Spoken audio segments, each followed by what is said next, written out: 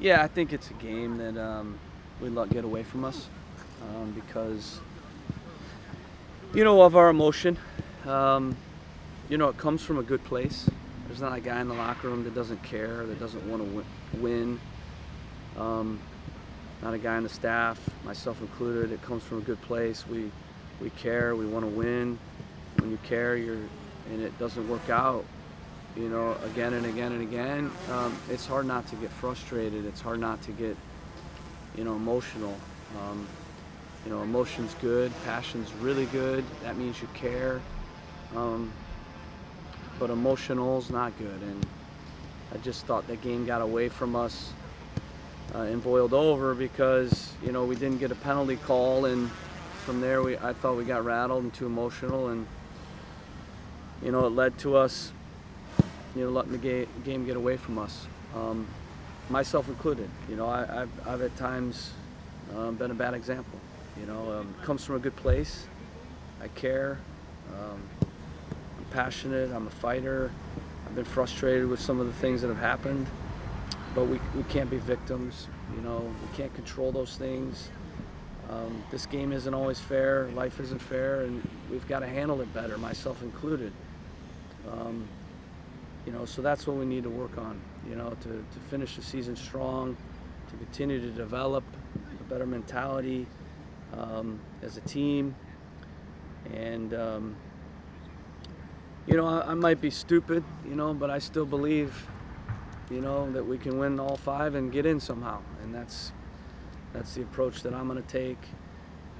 But if we don't, we're building for the future, and I expect obviously that we continue developing and keep building, and we want to give the fans, hope and something to look forward to, and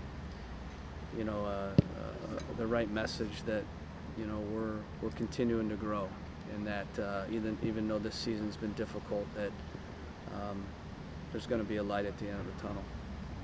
You had the busy week last week. Talking about mentality, you at least got a full week of training this week. How do you get the squad to just kind of focus that intensity in the right direction and get the right mentality ahead of Nashville? Yeah, I think the first step is recognizing it, which the guys do because they're good guys. They have good character. Obviously I met with Dylan.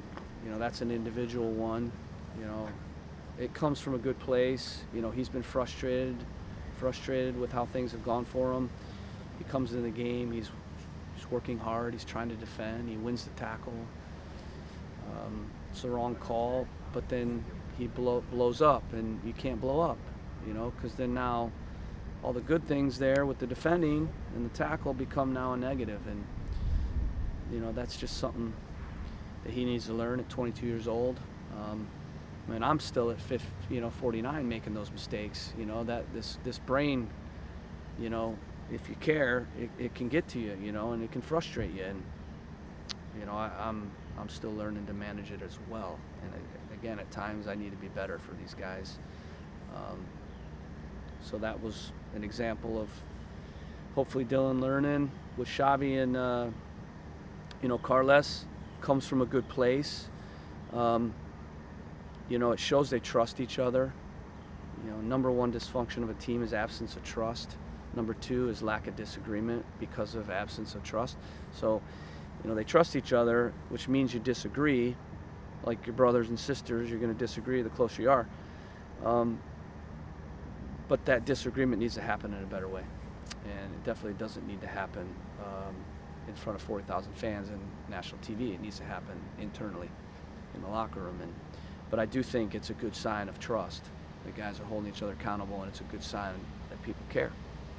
And that should give people hope. You got a group that cares. You got a coach that cares. You got a group, and a coach that's going to fight. But we can't be as emotional as we have been, and myself included, I need to be better. Coach, Xavi said that was basically settled between him and Carlos, and they basically on the same page. Did you have to, intervene in that, and how did you sort of handle that? What happened? Exactly like I told you. I told him it comes from a good place, but I told him that that needs to be handled in a different way, at a different time. And emotion's good, emotional's bad. So it's like there's a fine line, you know, and you want your team to be passionate. You want them to be competitive. You want them to fight. You want them to hold each other accountable. You want them to hate losing. You want them to at times be frustrated at the fact that we haven't won.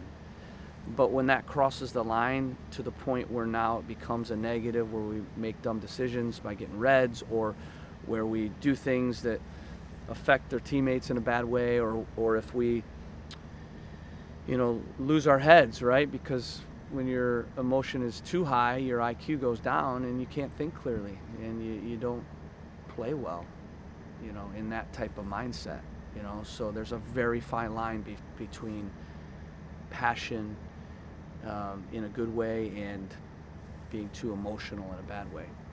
So we addressed that and talked about it, and I got a good group of guys. That's the key. But we can't create a self-fulfilling prophecy, so to speak, where we continue to think, here we go again. We continue to think, here we are. Here's another call against us. You know, there's a little bit of that's happened. And maybe it's been unfair, but we can't do anything about the past. Like, those chapters have been written. We got to write the next chapter, and the only way you write a positive one is by having the right mindset, you know, and not, you know, assuming that everything's going to go bad again, you know, because when we didn't get that penalty, it was very much like, here we go again. We're getting screwed, and that's just not helping us, that mindset. So we have to change that. Any more?